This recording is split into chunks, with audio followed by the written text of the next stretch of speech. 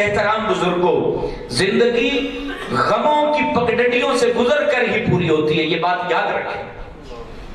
امیر غریب ہر ایک بندہ غمگین ضرور ہوتا ہے، کسی کو بیماری آ لیتی ہے تو کسی کو فاقہ آ لیتا ہے، کوئی بھی بندہ خوشحال پوری زندگی زندہ نہیں رہتا۔ امیر کو دیکھیں تو اس کے غم الگ ہیں، غریب جیسے نہیں ہے۔ غریب کے پاس تو کیا غم ہے کہ کپڑا نہیں ہے بچوں کے لیے، روٹی نہیں ہے، پانی نہیں ہے، گھر نہیں ہے۔ امیر کی مجلسوں میں بیٹھو تو آپ کو پتہ چلے گا وہ آپ کو کیا کیا دکھڑے سنائیں گے اور کیا کیا غم سنائیں گے۔ امیر کے اندر بھی غم ہے، غریب کے اندر بھی غم ہے، ہر بندہ اپنی جو ہے وہ بکتا جو ہے نا وہ سناتا ہے، کہانی بتاتا ہے۔ لیکن یاد رکھیں میرے دوستو، زندگی یہ جنت نہیں ہے، زندگی میں غم بھی ہے، زندگی میں دکھ بھی ہیں، زندگی میں تکلیفیں بھی ہیں، زندگی میں پریشانیاں بھی ہیں، زندگی کے اندر مسائل بھی ہیں۔ لیکن یاد رکھیں اللہ جل وعلا کا سب سے بڑا انعام جو اللہ پاک نے ہمیں عطا فرمایا ہے، ہم غربت میں بھی ہوں تو وہ انعام ہمارے پاس ہے، ہم امیر ہو جائیں تو وہ انعام ہمارے پاس ہے، ہم غریب ہوں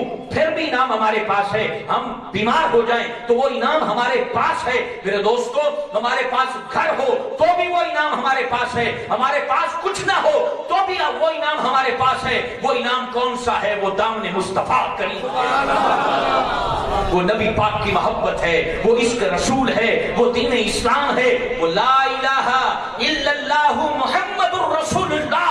یہ انعام ہے جو اللہ پاک نے ہمیں عطا فرمایا ہے۔ جب آپ کے گھر میں غم ہو تو اس انعام کو یاد کر لیا کرو، قرار آ جایا کرے گا۔ جب گھر میں بیماری ہو تو یہ انعام سوچ لیا کرو، قرار آ جایا کرے گا۔